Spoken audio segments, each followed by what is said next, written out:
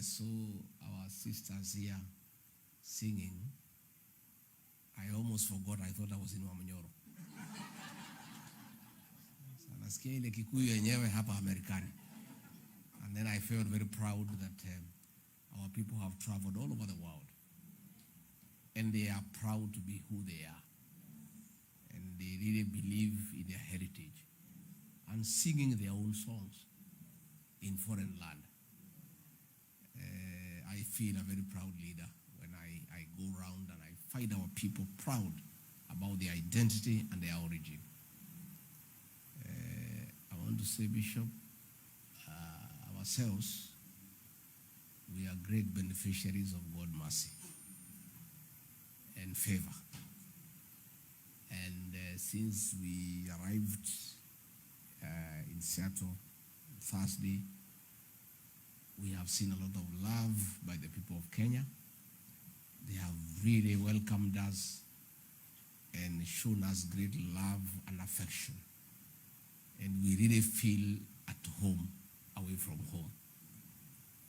And we are very relaxed, and we are taking time to engage with our people. And all I can say is that I'm here for several weeks to engage our people and share with them what is going on back at home, and also to appeal to you to play a certain role to get things right. Because we can't just keep on crying that things are bad. We must do something about it. And as we continue to pray to God to heal our land and to liberate our people and take care of us, we as God's creation must also do our part. Tunaendelea kuomba Mungu atuangalie, atusaidie, lakini pia tuko na kibarua. Na Mungu atusaidie tupate nguvu ya kufanya. When we went for elections 3 years ago, our candidate was a candidate for the Church of Christ. And for the first time, the church felt very strongly that they were very proud that they have a candidate whom they believed is a candidate for the Church of Christ. So Christian faithfuls are more disappointed than anybody else. And we are saying, Dorcas has said that I should be asked about trusting men. Yeah. Never again. Never again. So I'm a very trusting person. And especially when you come with the Bible and profess that you are saved, I trust you. And that is why we are in the hole we are in as a country. But we cannot keep on crying we are in a hole. We must figure out how to get out. Yeah? Because we cannot stay there permanently. And therefore, back home, you people know,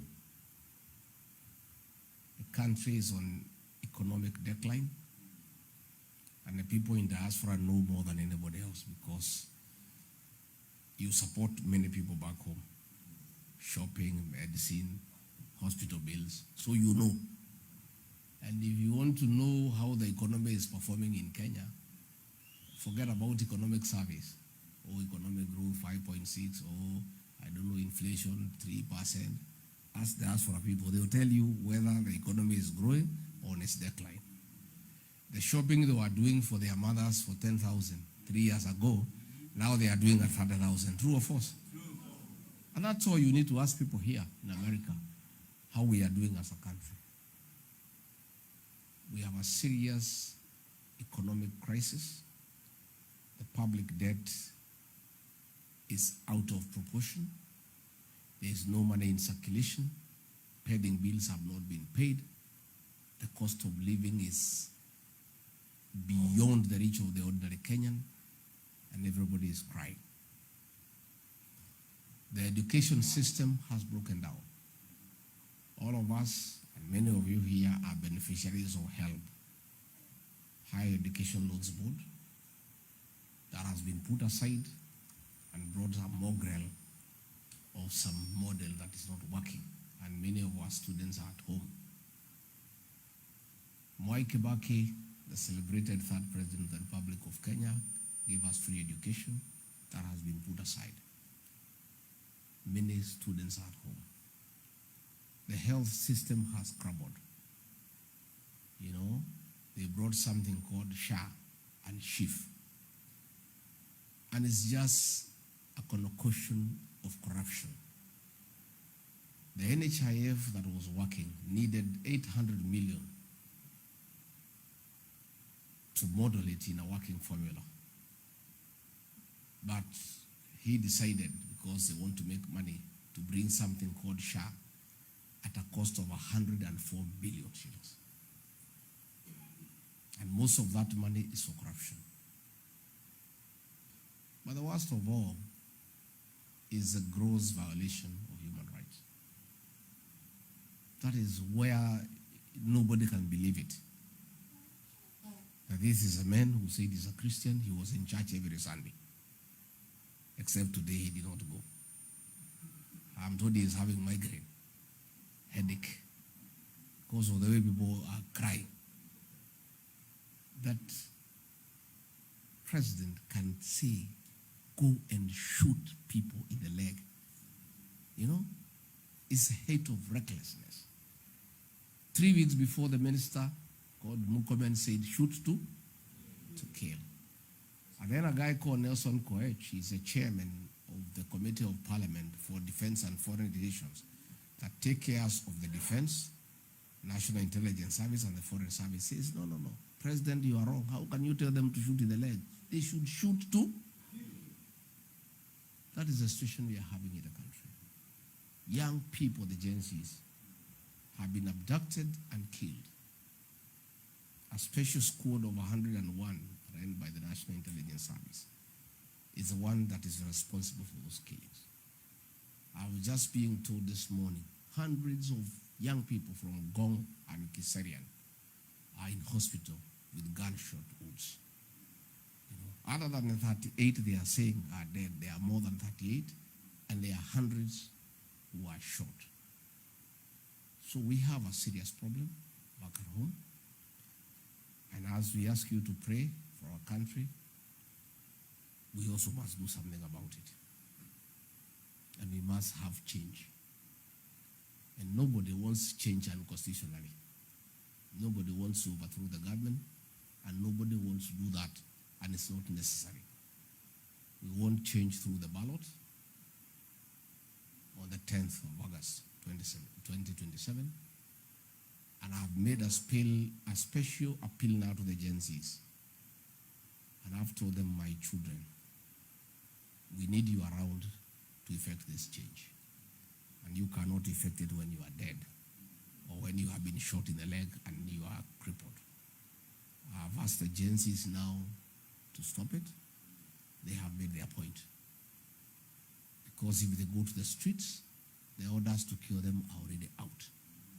And we need these children to live and also to enjoy the change they desire. They cannot do it when they are dead. They cannot do it when they have been shot in the leg and they are crippled. So I am making a very special appeal to the Gen Zs. Please don't mistake it to be cowardice. No. It's just being strategic. A good soldier must live to fight another day. And the Gen Zs is a group of people we need to make the change. That change can only be made when they are around. You know, Bishop, you are from Molo, and I saw another bishop from Lare in Joro. I have learned something that I did not know. When I went to campaign for William Ruto in Joro, people were just looking at me. I talked to them, they are not clapping, they are not booing, they are not saying anything. I went to Molo, I talked to them, they look at me. I come back another time, they just look at me. I went to Burnt Forest, I talked to the people there, they just look at me.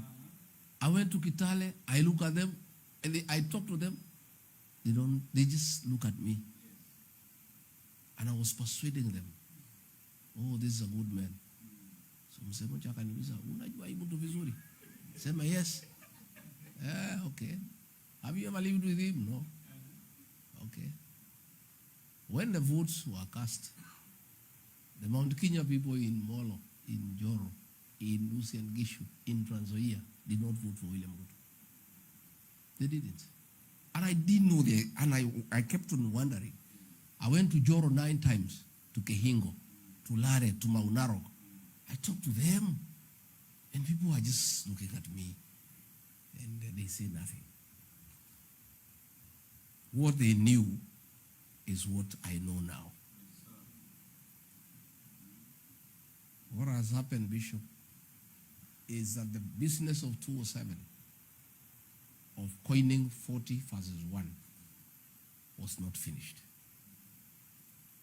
He is trying to finish it now.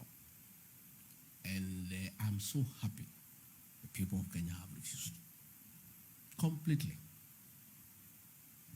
A meeting was done in a place called Mount Elgon, and an MP called Wanyama said, we are going to unite all communities to isolate the Mount Kenya people. William Ruto was there. When he rose to speak, he said nothing. Every meeting saying these people are tribal. So what happened 2 weeks ago? There was a huge scheme to destroy property belonging to the people of Mount Kenya and then blame the leaders. So all that destruction you saw was done by gangs under police supervision.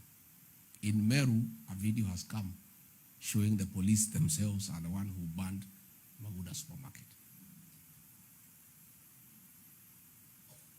Everywhere, these gangs were escorted by policemen. Then they shoot the Gen Zs and arrest them instead of dealing with the goons. So that is what is happening. But when they try to say, no, all these problems are being caused by the Kikuyu, Kenyans said, no. If the people who have a problem with Ruto are Kikuyus, we are also. And I'm so happy that all other communities in Kenya have refused to allow William Ruto to profile the Kikuyu community and isolate them.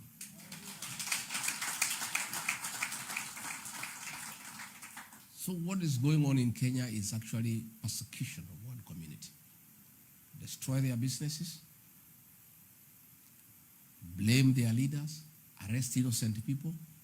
Can you imagine our Gen Z's young children are being arrested and charged with terrorism when they have done nothing? The goons have done it under police supervision. And what happened is that the leader of the criminal gang that was there in the 1990s, that was dealing with women's circumcision, that was extorting people, is the one Ruto used to cause this problem. He had a criminal case in Makandara. It was withdrawn to thank him for a job well done. Yeah? 3-4 days ago, the case against him was withdrawn to say, kazi nzuri, tumekuondolea nini? Case. So that is what is happening. But don't worry. My greatest pain is not even what Ruto is doing to the mountain people. I'm not worried about that because I have seen it and we shall deal with it. My greatest pain are the collaborators, our own leaders who speak the way we are speaking, who are working with him to finish the community. That is my greatest pain as a leader from that region. The MP for Kikuyu and the MP for Laikipia East, those two are the greatest enemies of our community. All that attack against our businesses, all that killing, all those killings, all those arrests of young people, they are the ones who are planning with William Ruto. So as you call back home, tell our people to note and never to forget the traitors for our community. They must write somewhere. And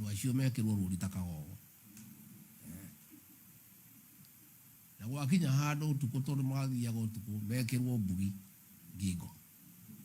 So how no they na vitori. That's where our problem is and the challenge. Because if he had nobody to show him around, he will not be able to do those things he's doing. And that is where we have a challenge. But don't worry, things are okay. And Kenyans have decided. And not just the Mount Kenya people, across the country. 90% of the country cannot wait. It's one term. So, I saw Raila Odinga saying, oh, we should have dialogue. We should have a national conclave. We discuss. What has happened is that old man has been sent by Ruto to create a diversion to slow down the one-term momentum. Raila Odinga has been in every dialogue since 1997. He lost to Moi in 1997. He created problems. He was caught. His people are killed. He forgot about them. He joined government. In 2007, he lost to Mwai Kibaki. He created problems. He was caught. He joined government. He forgot about his people. In 2017, he caused problems. Uhuru called him. The other day, Ruto called him. He means nothing for the people of Kenya. He's just thinking about his own stomach. He is trying to slow down the one-term momentum. And we are saying, Bwana Raila Odinga, before you tell us to enter into new dialogue with William Ruto, you entered dialogue with him called NADCO. It has not yet been implemented. Now you want us to start a new one. The other day after you lost the AU chairmanship, you entered into MOU with him for a 10-point agenda. Among the things you agreed is that no abductions, no killings. They have now increased instead of being stopped. You agreed that governors will be given 450 billion. That has not happened. So the two dialogues you have done with William Ruto, none has been implemented. Now you want us to go into a third one. It is simply a strategy to slow down the one-term momentum. And I heard him saying yesterday, Rigathi cannot be the solution. No, Rigathi is not the solution. I've never said I'm the solution. I cannot be the solution. The solution is one term.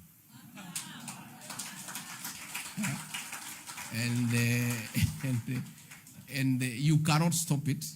Where it has reached, it cannot be stopped. So, mukipiga simu nyumbani. Mwambie hawa.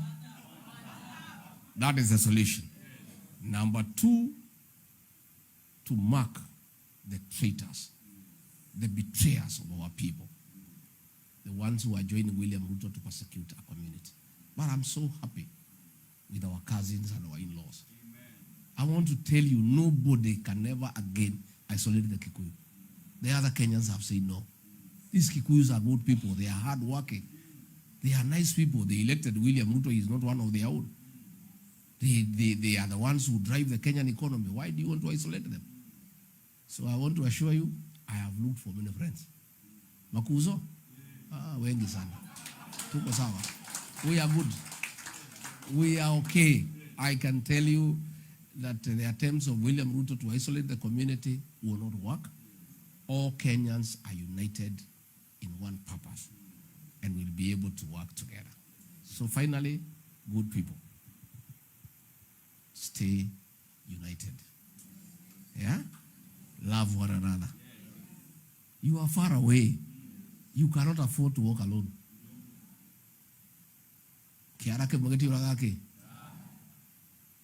You know, they say buffaloes don't walk together in a herd because they love one another.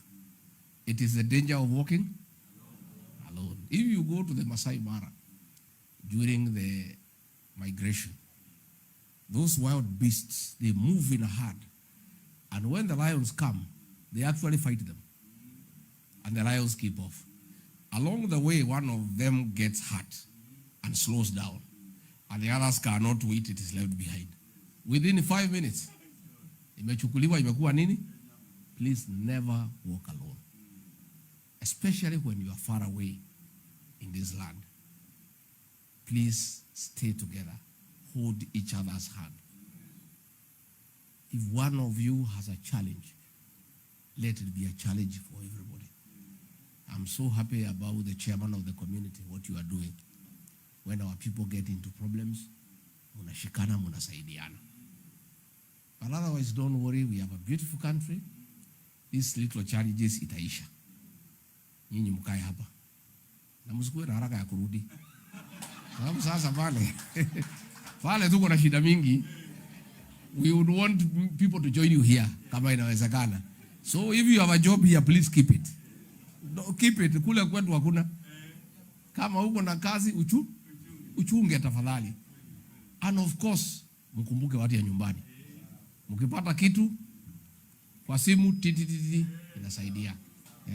Please help our people, and we really appreciate.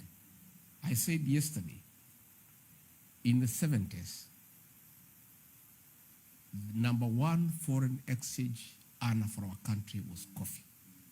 In the 80s, it was tea. In the 90s, it was tourism. That is no longer the case.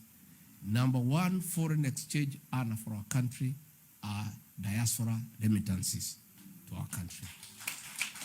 So you people are a very serious partner in our economic development. And when we form government, as we shall form shortly, you are going to be our very serious partners. Because we need to harness the resources that come from the diaspora for our national development. But even as the country develops, the owners of the means of production must also develop. That's right. You don't just develop a country. You develop the country, but the drivers of the economic development are also developing, isn't it?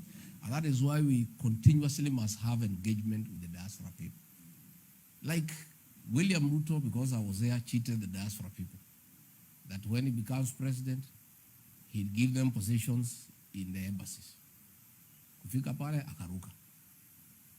Kila kitu tulikubaliana, even like Los Angeles, we had agreed. Atatupatia the consular general. Muti ya mlima ndio achunge watu ya huko wako wengi. Akaruka. You know, many things, you know, we had agreed, but he did not intend to honor. And let me say, these men, hatungewezana, hata tulikaa sana. Kwa sababu ni mtu ya uongo, na mimi ni mtu ya ukwe. Ni kama maji na mafuta. It's like oil and water. You know, even if you try to mix oil and water, it cannot. Because he lies without blinking. You know, without blinking. Like now, him and Raila is a hare and the fox. The two of them. What and wajanja. Raila is cheating him. I'll support you in 2027. Naye Ruto anamwambia nitakupitia NADCO report. He does not intend to do it. Ruto does not intend to pass the NADCO report because inaleta viti ya prime minister, deputy nini, na Raila atachukua hiyo kupanga serikali yake. Raila also does not intend to support him in 2027. So is the hare and the fox. Wanajifichiana tu namna hiyo kudanganya mwingine na mwingine na mwingine. So turauga adwashiere turutaria moiwa na mahira. I am praying that they stick together. In fact, I would like Raila to stick with Ruto so that we deal with the problem of the two together once and for all. So good people, muendelee kutuombea na muendelee kutushikilia. We have a big challenge. Kuna watoto wetu karibu 50 wamepelekwa terrorism court hapo Kahawa. Watapewa bail on Wednesday. The ones who are there, Mukoji plus some other 2, were given a bail of 300,000 each. That was 900 tukawalipia. So vijana hao watoto 50, if they are given a cash bill of 300, it will be 15 million. These are young children. Even their parents do not know where they are. So along the way, tukimwambia mkumbuke msaidie moja wawili mtusaidie. Si ndio? Because these are our children and we cannot let them languish in prison. You know? But I want to assure you, things are okay. Don't worry. We'll succeed. Mungu wako na sisi. And things are looking good. But I'm very happy that Kenya is one. And Kenya has refused Ruto to profile one community. And for that, the people of Kenya will make a decision together. Otherwise, Bishop, tumeshukuru sana. Sana, sana, sana, sana, sana, sana. Pia I have noted that hapa si kama kwetu. Najua kwetu, kanisa 90% are women, 10% are men. This is very good. I think we must send our men here for benchmarking. Even the men choir here, wameiba vizuri sana. You know, it's very encouraging. You know, pale nyumbani, the woman has been left to do everything. If you go to a parents' meeting kwa shule, 92% ni wamama. Wazee wako lakini wako pale kwa shopping center. So kama iko harambe na iko loudspeaker, wanasikia Rigathi ametoa 200,000. Sasa na wako huko duka nasema kwa nini ametoa 200, angetoa 300. Na wako huko kwa shopping kwa shopping center. Ukienda kwa matanga, the kamati is women. Ukienda kanisani, ukienda kwa harusi, our women have been left to do almost everything. You know, so when I saw the composition here, I was very happy. I was very, very happy. You know, wazee tusiwachilie wamama kutembea peke yao. You know, tusiwachilie kutembea peke yao. Hata kama Pastor Dokas anawatetea wazee, saa ingine wanawachilia wamama sana. So tunataka hawa mama pia tuwasaidie, tuwapende, we look after them, but we also support them so that we move together in the same direction. So I think we had a few leaders here. Tuko na huyo anaitwa Mheshimiwa Jango. Mheshimiwa Jango was member of parliament for Thika Town. Then akaenda kupigania governor, kura haikutosha. I think now he wants to try another time. And tuko na yeye pale. He's a very serious investor with macadamia nuts. Which other leader do we have? Mama hapa anakaa hapa kwenu. Anataka, she wants to vie for Teto parliamentary seat in Nyeri. Lakini nimekuambia lazima ukuje ground. Usichelewe sana. Asante. Yes. Thank you. Asante. Asante. We have huyu mungwana anataka kusimama pale Kinangop. No, Kikuyu, Owen. Owen is huyu ndiye anataka kutoa huyu msaliti wa jamii. You need to pray for this man. Si ndio? Wewe Mungu akusaidie kwa sababu huyo mtu amesubua jamii yetu sana. Lakini wewe mtoa ukiwa hapa teremuka. Utangulie mimi nikute wewe mbele. Then we have Anita Thombe.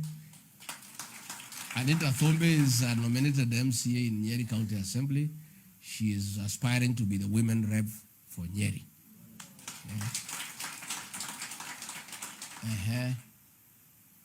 Nani yule yako pale?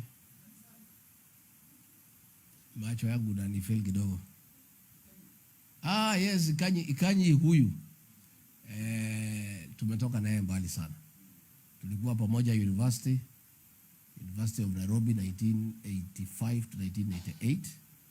Na tulikuwa tunaishi na yeye hapo Mshadha pale naitwa Kevutu.